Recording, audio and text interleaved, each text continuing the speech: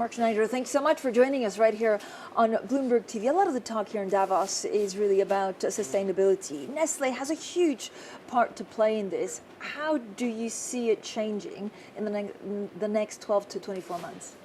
I think we have a very busy agenda, and the two key themes are plastic waste, where I think the entire consumer packaged goods industry is making significant efforts, and we're trying to show some real fast progress. We have a strong commitment now to the year 2025 to make all our packaging reusable or recyclable. We're also exerting a lot of effort here to help solve the problem that has been created so far on plastic waste. And then there's a longer running one, and that is CO2 emissions and greenhouse gases. And so there we are having out a 2050 commitment to be at net zero, and we will be issuing later this year a more detailed roadmap on how we intend to get there. So where's the change coming from? Is it from consumers? Is it from shareholders? Is it from millennials? Well, I think it starts with us. We have a long history of being very much in tune with the environment, concerned about the environment. We're citizens too. We're fathers and mothers in our company, and so I think we're very much thinking about the next generation. That's a hallmark of Nestle. We've been dealing with fragile agricultural communities for 150 years. What we're seeing now is much larger consumer interest, and of course we're seeing also much more interest from financial markets. And I think that's a good thing, because it means that you get rewarded for the efforts you're doing in that space. When you look at the world economy, is there a danger that as soon as recession hits, actually our green initiatives are left behind? I think the momentum that has been reached is such that it's here to stay. And I think that tipping point is either approaching fast or is already here. And so I think it'll stay with us, and that's a good thing.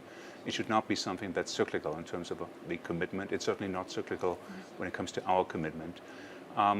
Having said that, I also see a good, robust economy for the rest of 2020, so I'm not too worried about that. I was going to ask you about that, because you're almost the perfect barometer to understand exactly where growth is, where demand is. Yeah. Where do you see your strongest regions? Where is demand really taking hold?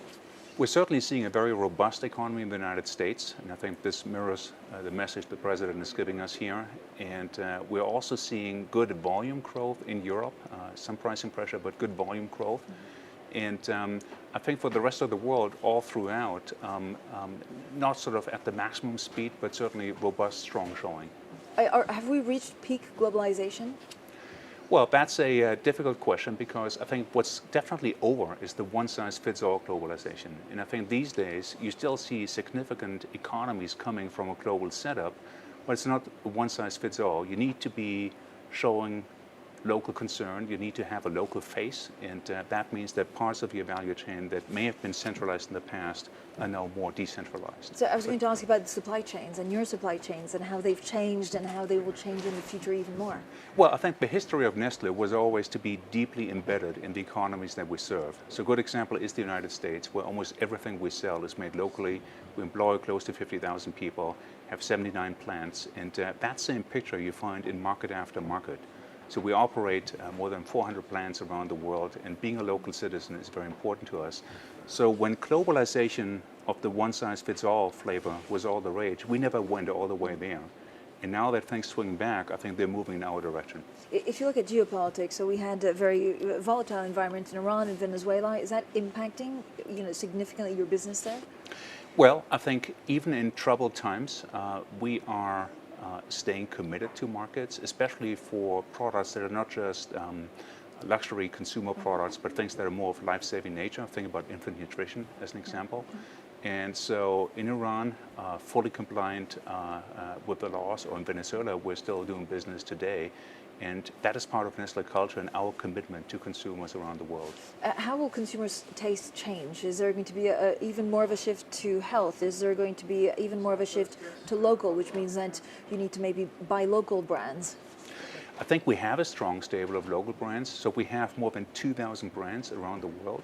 We do have about 35 what we call billionaire brands that are very much global in their setup. But then, as you can see, there's a long tail end of close to 2,000 brands that make up the balance. And so it's all about filling those with life and connecting and resonating with local consumers. The health trend is fairly universal, and I think we've been working towards that for a long period of time. getting the nutritional footprint of our products improved, salt down, sugar down, saturated fats down, and so forth. Arshana, you have a huge job, right? You need to talk about sustainability, you look at supply chains, you look at the world economy shifts, it's constantly changing. How do you measure success? What do you want to have achieved by the end of 2020? Well, clearly you want a successful business when it comes to traditional financial metrics such as growth and margin. You also want to be sure that you constantly improve your pipeline because that's the gunpowder for the next years to come and to facilitate growth. And that's getting so much more important now that people are going through fairly fast changes in their preferences. And so pipeline is important.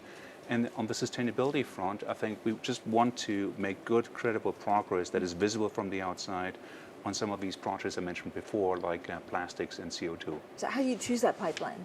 I mean, this is basically predicting what you and I will want to buy in 5 years. It's not so much 5 years with us. In the consumer goods industry, it's more about the next 6 months and being able to move from concept to store shelf in a pretty fast pace. And so a lot of this is also trial and error. And I think this is where we had to learn from some of the startup companies we're competing with that over the past few years have been taking share from us. And recently we've been coming back. But that doesn't mean that every new product we conceive is a runaway success. So this trial and error and shots on goal, that's very important to us. Do we have the technology to actually make packaging more sustainable? We started the conversation about this. Yeah. Is there something that you still want to either buy from someone or invent yourselves that will make everything so much easier and so much more disposable but recyclable? Yeah. So look, there's lots of technology solutions available. It's not like we need one new silver bullet. Right. It's more about deploying it. And across the full spectrum, we're talking about more recycling, especially food-grade recycling, which for us is very important. We're talking about new materials that are biodegradable. And we're also talking about reuse and refill systems, because sometimes rather than having a one-way packaging, what you want to do is actually use it multiple times. But are governments on board? If you look at recycling, it's really up to the governments to make sure that the bins are collected and recycled. Yeah. Well, it's not only governments. To us, it starts with the consumer and really being sure that there's strong consumer acceptance. And then in more and more municipalities and regional and local authorities, we're seeing strong interest in having good recycling solutions. Mark Schneider, thank you so much for a great conversation. Thanks for having me.